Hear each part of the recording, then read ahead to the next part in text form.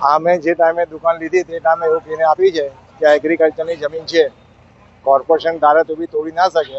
એગ્રીકલ્ચરની જમીનમાં બાંધકામ ના થાય, આપણે ખાલી બાંધકામ કરવું એટલું કાચું છે.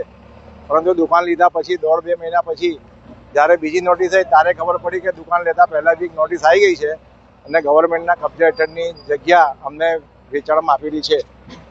અને 3 વર્ષ સુધી નોટિસો આવી અને ફાઇનલ નોટિસ કાલે આવીને કહીને ગયા કે સ્વેચ્છાએ તમે તમારું બધું હટાવી લેજો.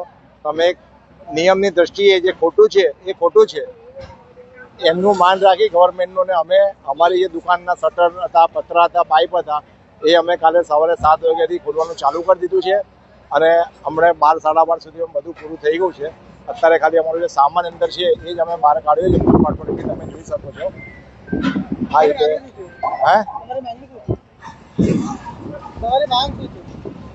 અમારી માંગ તો સાહેબ શું કરવું છે? અમે ખોટી જગ્યામાં અમને આ લોકોએ છેતરપિંડી કરીને દુકાન આપી છે.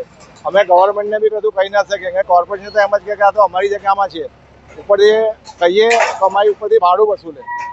ઓલરેડી અમે પહેલાથી તો છેતરેલા છે 12 લાખમાં. હા, ઉર્વેશ પટેલ.